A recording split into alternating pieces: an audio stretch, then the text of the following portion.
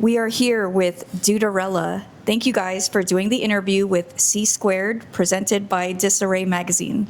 Cool. Thank you guys for having us. Woo! Thank you. Of course. So I usually just start off by just introducing yourself and tell us what you do in the band. My name is Chris, and I play drums and synth and a sampler. My name is Dan, and I play bass and sing, scream. So let's pretend we have never heard you guys. How would you describe your sound? I would say it is a alternative punk stoner pop confection. That's how I would describe it. That's pretty good. I like that. This is called Horchata Fresa.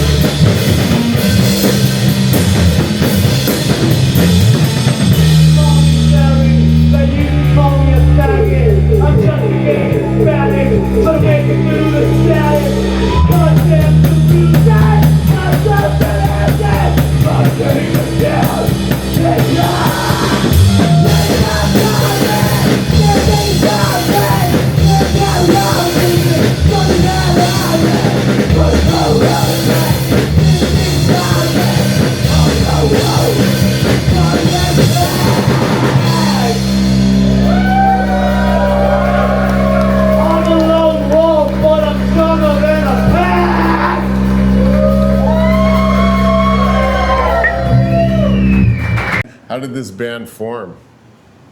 Or when? Let's start with when. Damn, I don't even know when. Like Dan had been doing like a lot of solo music, like bass and a drum machine, and I was recording him, and other various people were recording him.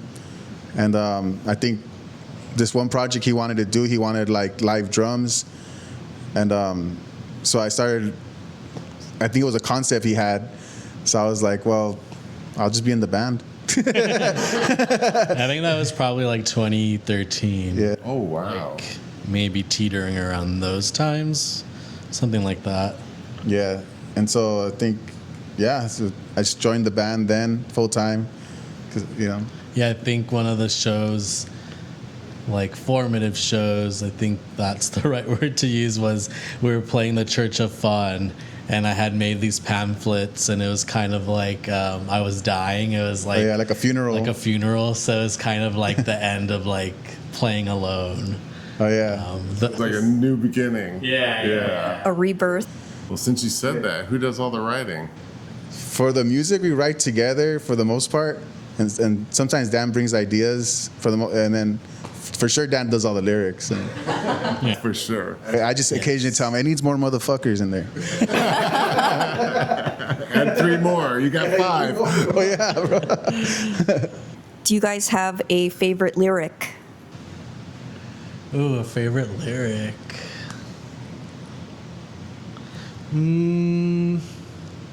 There's a lot. There's a lot of those, but I think I That's the one that comes to mind right now is like, Let's Have Fun in Utopia from Utopia. It's simple, but I think that one, I just like it. It's good. Yeah, that song, I feel like we were on we're like the Doors. Like that was like a Doors moment, Jim Morrison moment. Yeah. Or I could be a bitch, be the baddest. I could be a dick, be the hardest. From Gatekeeper. Yeah. Yeah. That's a good question. Yeah. I should have been more ready. Never be ready. Yeah. This is called Gatekeeper. If there's any gatekeepers in your life, you know what to do, right?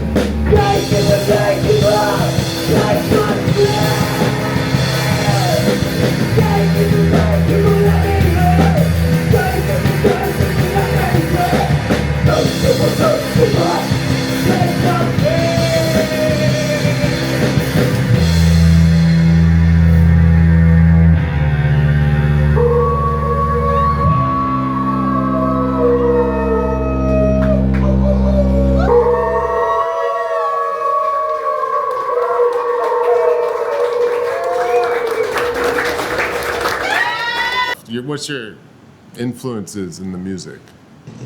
You could go first. Jeez. You're all over the place too, Chris. So Yeah, I'm all over the place because I'm being the youngest of 10. I had various music growing up in my household. So I was listening to like hip hop, R&B, corridos, whatever, metal, Metallica, Van Halen. So I got into a lot of that classic rock stuff before I was like 5. So by the time I got into like high school and stuff, that was burnout music for me, So I was really always into what was going on at that time.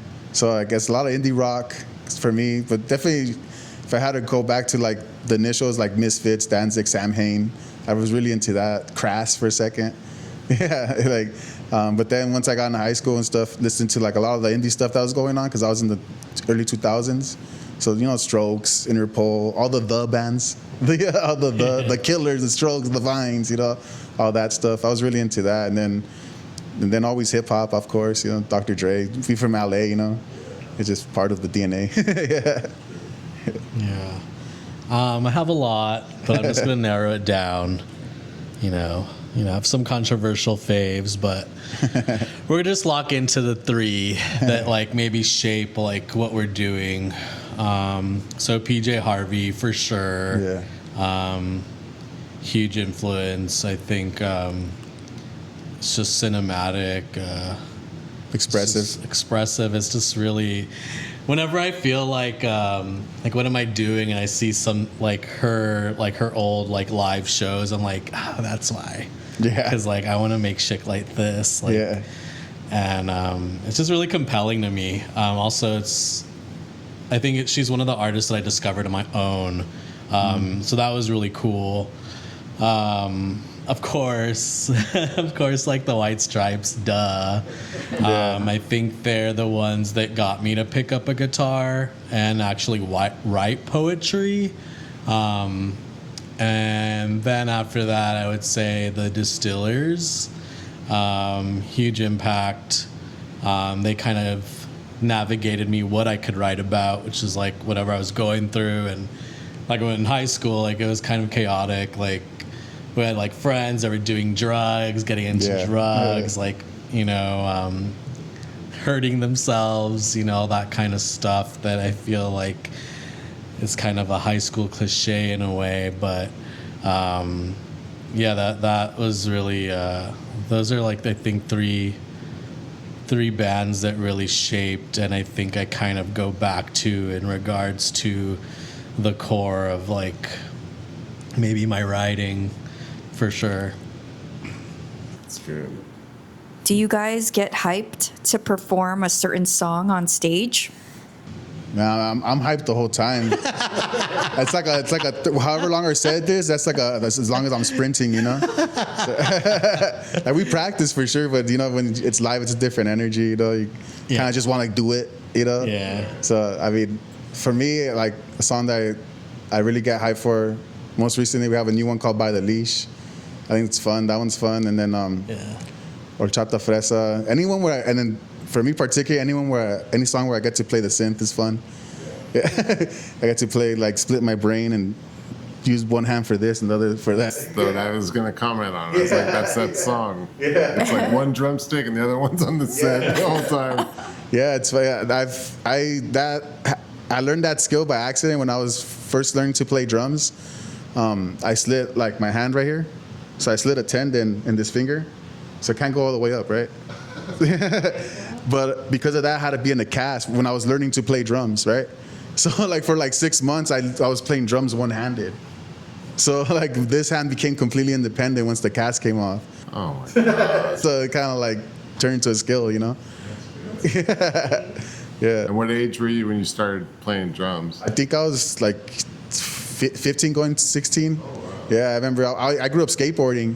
So I remember he was talking about a lot of friends that were on drugs. Like I had a crew of people, that when you're skateboarding, it's like it's a band, Yeah.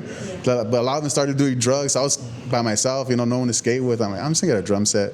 Like, you know what I mean? Like, I could do that by myself and join another band. You know what I mean? Like, yeah. So that kind of like 15, 16, I sold all my skateboard gear and kind of just bought a drum set. Nice. Cool. What about you, Dan? When did you pick up the bass of the guitar? What age? I think probably 14 for the guitar. But I think, I was in bands. I was in a band in high school, and I was more like the singer. So I wrote all like the lyrics. I think that for me is like my big thing. It wasn't until like maybe my early-ish mid-20s where I picked up a bass. Because I was just kind of like, wasn't really doing music at the time, and one of my best friends, her and her fiance, they were like, just like, they had all these instruments. They're like, hey, play the bass, and you have your old amp, your old guitar amp, turn it on, and I plugged it in with like distortion, and it kind of changed everything. So I kind of just like taught myself from there how to do that, and it was really cool because it felt like, oh, this is the sound I always wanted out of the guitar. And like it came from a distorted bass, and from there I kind of would just like write songs in like my mom's garage with like the drum machine and that and the bass. That was really cool and crazy, like thinking about it now. Memory lane, huh? Yeah, because I was like, whoa, like I was here like putting like the patterns of the drum machine together, and like I mean, I've never thought I could play an instrument and sing at the same time. That always seems so insane to me, like so complex. Yeah. And then once I like was just doing what I was doing, I ended up being able to write, play, and sing, and at the same time. So that was that felt really good, I think, being able to do that. Your influence is the Distillers. That's like his main influence, right? Yeah. And then he just brought up about the bass. So I'm thinking of the bass line that you play, and then how you have it distorted, how the Distillers almost have it that same way. They have it overdriven. Because just learning that and understanding that now that you're, let's say, mature, you have pedals to do that. Yeah. You know, it's like back then you didn't know about that, and now look at that. Wow, you evolved. Experimentation. You evolved. Pokemon evolution. Yeah. Was there ever a time that it just like felt like you couldn't do it anymore? Yes. Yeah, I think like there was a moment like right before COVID. I mean, you know, just like in everyone's story, COVID kind of, you know, hindered a lot of things. But we were kind of like, we were in like a low period. And then right before COVID, we were really working on this album called Utopia. And it's a concept album and stuff. We were really trying to like make it sound like what he had in his head, what I, you know.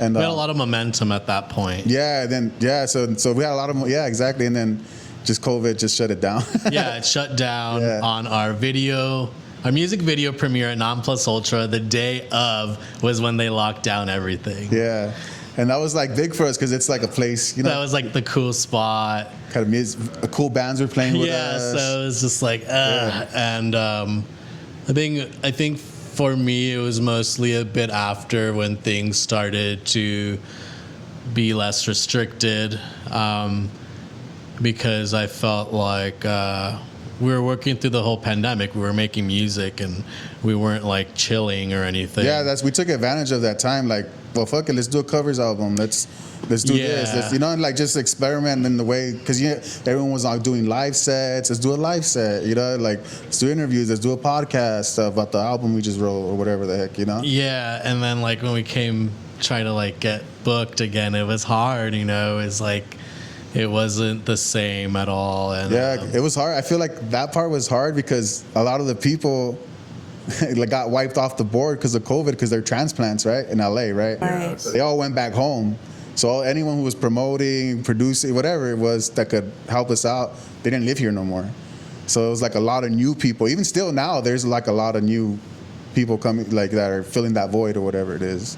Yeah. Yeah. And then, I mean, to our benefit, like I don't know if you remember the Burger stuff that was going on, the Burger Records, all the allegations.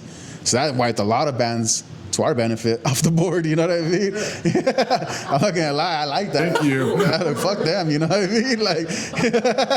Like you know, shit, you know, rightfully, right? But I think that kind of, it was good but bad at the same time, right? Because now there's less resources, Right. you know, to contact, you know. Yeah, it was pretty bleak, especially in my mind. Yeah, a lot of times I had to talk him off the ledge, you know. Like, oh, man, you know. Yeah, because it felt or vice like, versa, him to me, you know. Like, what the fuck are we doing? You know. It's like if I'm not gonna be able to do this, get a stage, then what am I? You know, because that's like, I guess in a way, I saw that as my identity. Is like I make music, I play music. I think like we both like to perform. We're performers. Yeah, for like sure. Dan, I mean, if you've seen us live, like Dan's really into that, and I'm doing my thing as well. So I think that we really like that part. So when all that shit happened and took it away from us, I was like, fuck. Yeah, we basically had to start from like the big like zero again and work our way up, which I think I'm happy where we are now, honestly, and I'm glad that we're stuck to doing it. But yeah, I mean, it was just dark, I think, when like the COVID restrictions started being lifted, and it felt like a new world in a way. I mean, it is, but in regard to like us like doing our thing, I think that was like probably one of the worst moments, I think, in regards to what are we doing and this challenge, and do I not want to do this anymore? But it's like, I mean, at the end of the day, I know I would always come back to making music, and I know he would too. It's just like a thing. Yeah, because I heard a quote today, DJ Scream. I don't know if you know who DJ Scream is. Gucci Mane mixtapes and all that. I saw an interview with him today, and then he was talking to Project Pat, and Project Pat told him, hey man, the industry, it's gonna fuck you up, but the music never did nothing to you. You know what I mean? The music always helped you, you know? It's the industry. What's one thing you guys learned that you didn't expect to learn about being in a band? I feel like for me, it was like realizing that everything's a relationship. Like whether it be with the other band, with your significant other, your family, the promoter, the DJ, the sound guy, you know what I mean? The guy selling merch, the guy selling hot dogs or whatever. It's all a relationship, you know, like, because I feel like everyone's more or less a resource, you know, especially in this type of community, right? Like everyone does something outside of what they're doing. Like that guy sells, like I said, sells hot dogs, but he also makes pins and t-shirts, you know what I mean? You know, I feel like that's like a big lesson.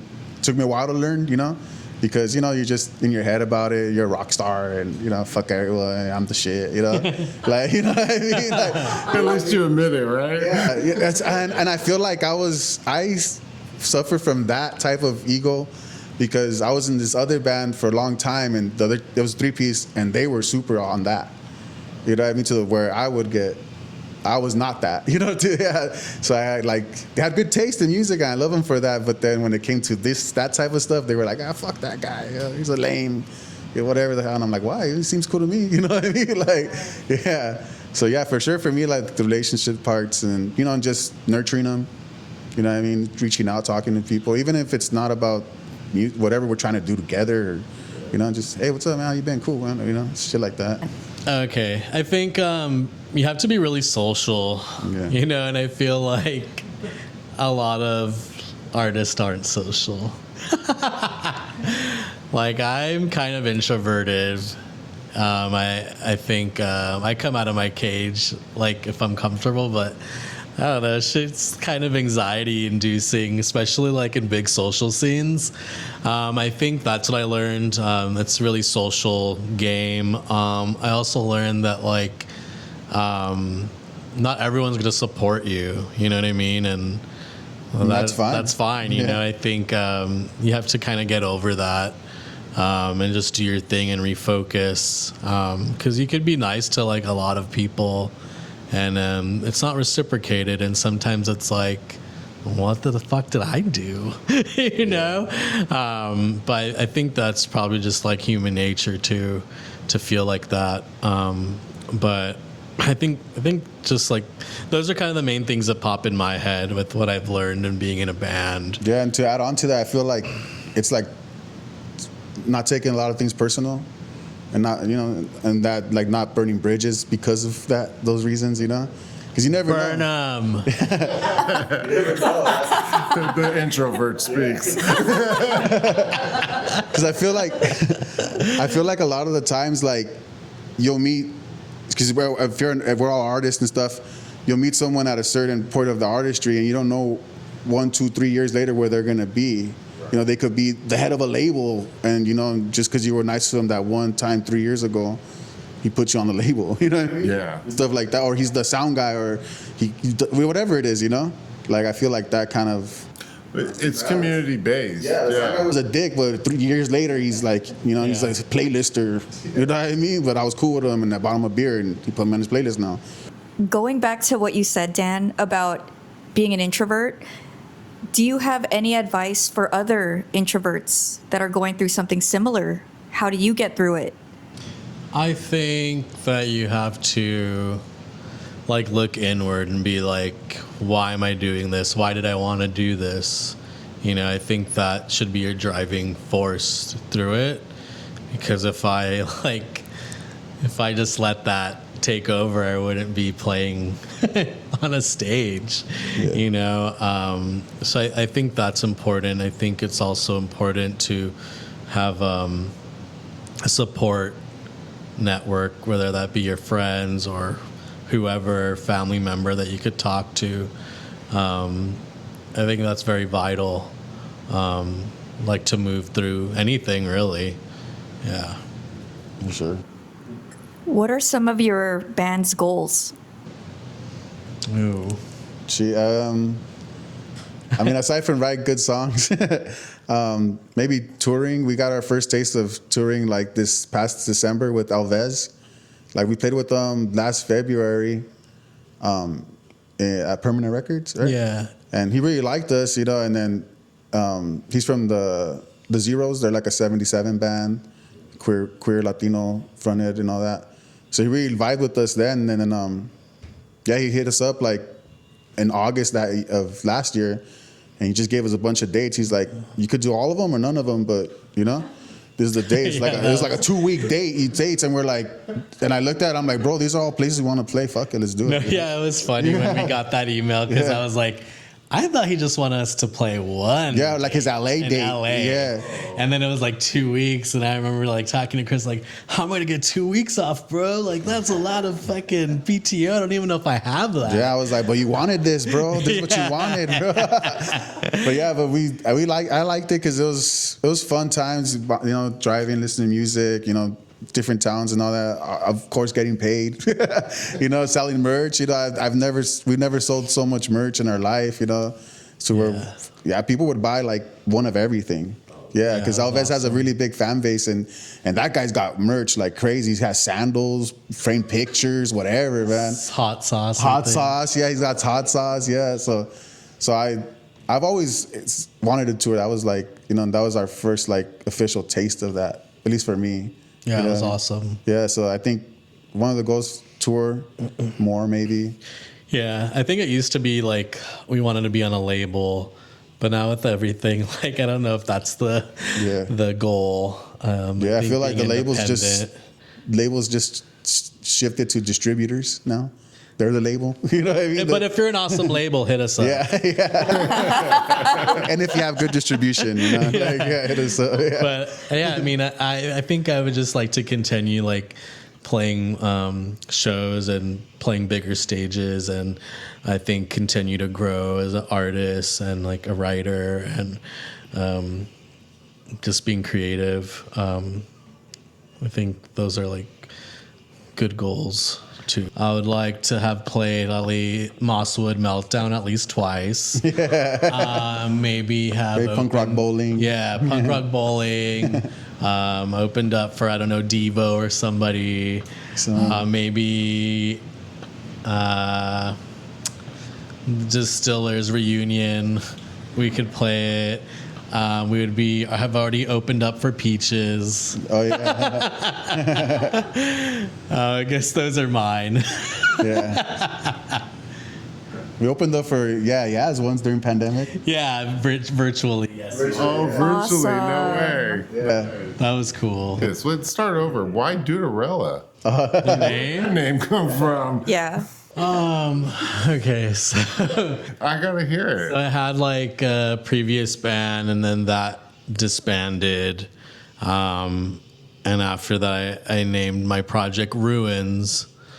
But because the band disbanded. Yeah, it was so it was in ruins, And but then there was this Japanese punk band. I think they were called Ruins, and I was with 2 S's though. Yeah, and then I did it with 2 I's just to differentiate because I was why are all cool names taken? And then I think I was getting more serious about what I was doing, and I remember like posting like a story and coming up with like a few names. Like one was Duderella, which is like Barbarella, like but dude, or like Cinderella dude, which kind of like went with like a lot of what I was writing at the time, like kind of romantic stuff.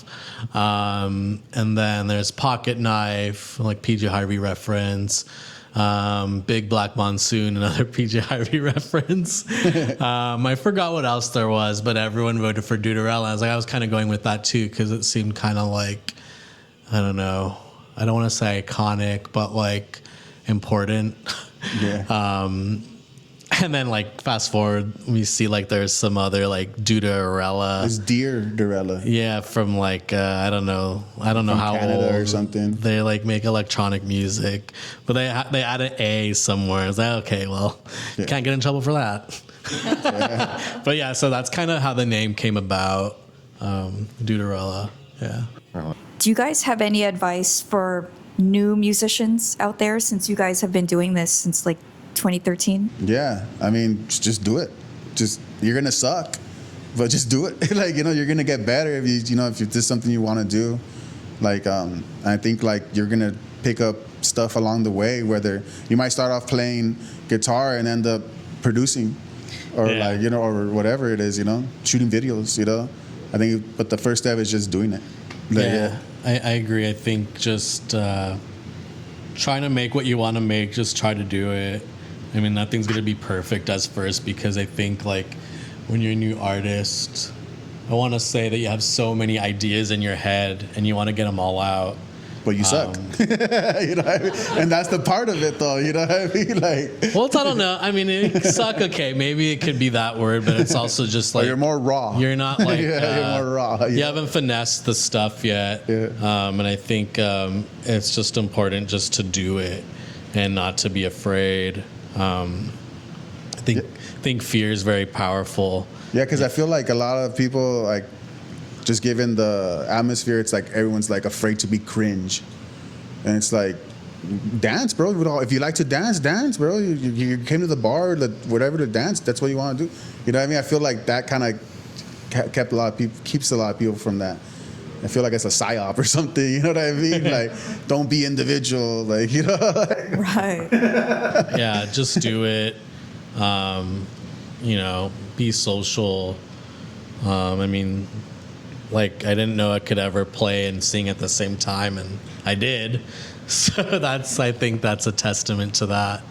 But yeah, I think just do it, and you'll learn, and you'll make new projects, whatever, and it's all like trial and error. Yeah. So how do you deal with the haters? Oh my God. You brought it up at that last show. That's why. Yeah, I mean, well, last time I dealt with the haters, I wrote a song called "By the Leash." Yeah. And so it was like our friends. This is a revolver. We were featured on a video they made, and it was Nikki talking to the camera, saying, "Here are five of her friends that are in punk bands, and these are the bands you should listen to." And I was like, I mean, I don't really like paint ourselves as like a pure punk band. Like, I don't go that route. So I think that was my apprehensiveness to accepting the collab. But I was like, you know what? We need content. Let's do it. Yeah. And through it all, like, that word was used. Obviously, we live in the age of the internet. It's marketing shit, and started off really nice. People were like, wow. And then it just got really dark and messed up. People and were like, the things that pissed me off, like calling me a transplant, I hated that shit. Yeah, that was crazy. That was a crazy one. It's like, bro, our family's been here. We have businesses here over like 30, 40 years. That's wild that you're saying you're a transplant. You obviously didn't do your research. Yeah, that. And then like saying that we're not like real punk. And it's like, I don't care about that. That's disposable. Yeah. It's also like even more disposable when you think about punk history. It's like you can name 10 punk bands on your finger and they all sound different and they're all under the umbrella. I know we fall somewhere into that. But the homophobic shit, that one was really got me. And I remember it was happening like while I was at work. I was just spiraling. Yeah, he was calling me like, dude, what the fuck? Should I delete it? Should I comment back? No, because it's like, it was just like, that was really testing me. Because like I could write so many things, but also don't want to get banned from Instagram. Yeah. And then I just remember going into the restroom and just going in there just to like yell and like pretend to punch somebody. Yeah, I just felt bad because I was like, damn, bro, like they hate on my boy, you know, like they don't even know him, they don't know anything, you know, and they're just ignorant, you know? Yeah, for sure. And a side note, I think about like Nikki, and it's like, damn, like she has to deal with this probably more constantly, like being a woman in like music, sure. you know. But you know, I wrote by the Leash because I was just so mad, and it was just like, it's weird. Like I don't think homophobia is gonna be eradicated from the world. You know, that's just, it's like with any like thing horrible, it's always gonna be there. But I think it's funny because I didn't necessarily want to write about like a specific like gay experience for the next song, you know, and it just happened. It just happened, and I had to do it, and it felt good to do it because it was just coming to me, and so that's how I dealt with the most recent haters. Yeah. It's out now on all the streamers, by the Leash. But yeah, that was pretty therapeutic, and I like playing that song a lot. Yeah. It was, to me, it was just kind of like, as far as the haters, I kind of just laugh. Cause to me, it's just ignorant. You know what I mean? Like, you know, and it's the internet. You're never gonna win an argument on the internet. For sure. You know? Exactly. It's just not. You know what I mean? Like, And you'll never see those people in person. yeah, like Hide Exactly. behind the keyboard. Keyboard that's it. warriors. yeah, exactly. Like, they'll never show their face or nothing. Or But see, you guys have the platform to get back at them in a different way. And that's what I like Exactly. how you took that. Like you took that and you wrote it, and now it's out there. And it's like, if you really want to hate, here's the song about you guys. yeah, exactly. Yeah. Yeah, wrote I this. think like we were talking, like, do we like do a video responding to these things? And it's like, no, I don't want to do that. Yeah. Because it's just going to be like a cycle that never ends. And it's like, I don't want that to be like the thing. But Crisis Actor did a good job of that. It was funny. Yeah, they were like, they're going crazy on them, man. I was like loving it, man. I was like, exactly. yeah, I think other than that, I think like going through the motions as like a band and like interacting with people and they rub you the wrong way, like I think it's just I think it always comes down to like a refocus of yourself and what you're doing and to elevate from that. It's funny, like my friend, he told me, because I would talk to him a lot about like things I was going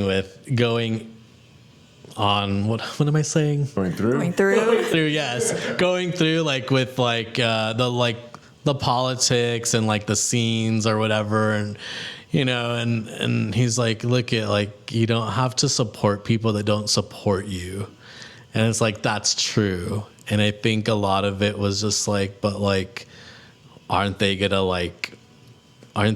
this kind of gatekeepy thing to like ascend to the next level? But I think you have to that just has to be like demolished from your brain, because it's like everyone's doing their own thing. Some people take it more of like, I think a darker path in some regards in how they treat people, and then some people are the opposite. And I'd like to say we were not the dark. Yeah. Like, just kill them with kindness. That's pretty much it. Like, you know what I mean? Kill them with kindness. Like, That's it. Smile. Dolly Parton says yeah, that. yeah, exactly. Yeah. Smile and keep on going. Yeah. Perfect. I like that too. I like how you guys came back with a song instead of something else. Yeah. Yeah, for sure. I mean, that's True artistry right there. Yeah, that's what you do. There you go. because I feel like how I mentioned earlier, I feel like we have an apprehension, at least we did. Now we're getting more used to the just posting content and for sure, showing our face, talking. I mean, I struggle with it still. Yeah. I think Dan's doing a better job of it than me, for sure. Gotta get used to it. Yeah. I'm a public speaker, right? Yeah, So it's like, yeah. I have to get more used to Yeah, that. forget that part. Because you're supposed to be in the back, Yeah. not on the I side. So, yeah, that's why you're in the back. Honestly. Do you guys have any shout outs? This is a revolver. Disarray magazine.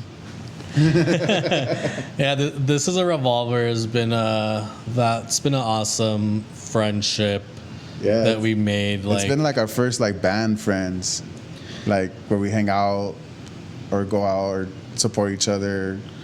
you know. Yeah, it's not like we haven't like had like friendly relationships with bands before. We have for sure, but I think this is like the most consistent. Yeah. And it doesn't seem transactional. Seems reciprocated, you know. Yeah, so that's been a really cool, I think, experience to have that. Nikki's really dope. They're all really awesome, and Super nice, man. Rudy's cool. yeah, Matt, Taylor.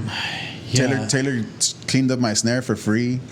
You know, like he's like a snare. He's like a drum freak, so he was like, I just want to do it because that's fun for me. You know, like, that's crazy. No one's ever wanted to do that. Yeah, they also filmed The Horchata Fresa. Horchata Fresa music video, which was really cool to like get the ideas out of my brain onto like a screen.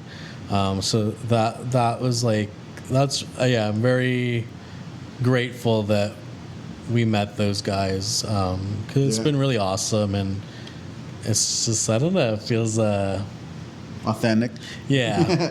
Yeah, because they're cool. Because they're like they've been playing music for a minute, but this band is like a newer band, so like it was cool like for them to ask us about how to do this, but also like help us how to do this. You know? You guys mentor each other. Exactly, because I feel like they have the internet. They And got that down. And then we have the physical, or at least in our minds, right? You know what I mean? So it's like, it's like a symbiotic thing. So it's kind of like we get to learn off each other in that way.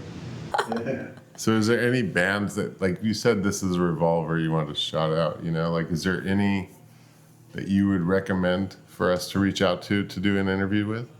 I think you did yesterday's donuts too. They're awesome. Yeah, they're sick. They're just so sick. I think one of my faves right now. They'll never play the song that you like either. Tell you that. Hey, we do the same. Yeah. There's this song called Zombie Boyfriend that like everyone loves. I heard that on Spotify, and I was like, I wonder if they'll ever play that live. That's like one of the first songs I wrote, like when I was able to like play and sing at the same time. It was like with a previous band, but it's like I wrote that shit, so we're gonna use it. Take it. You want to play it? No, I don't know. It's so weird, but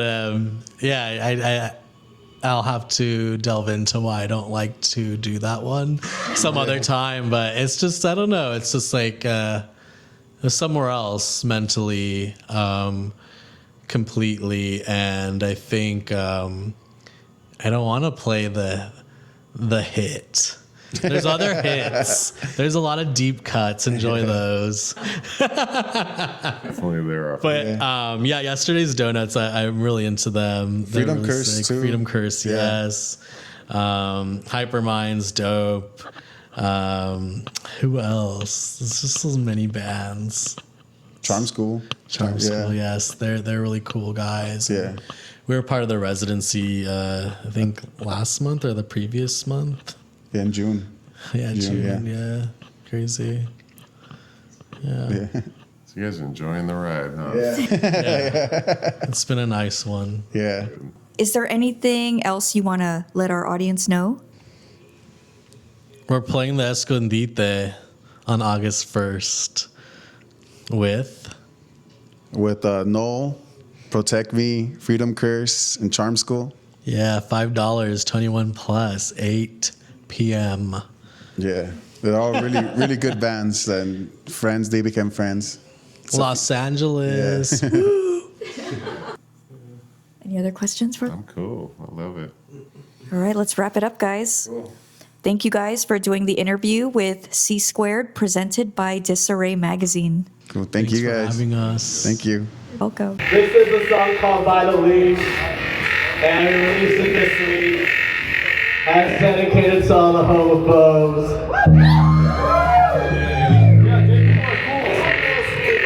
Yeah, fuck those rules.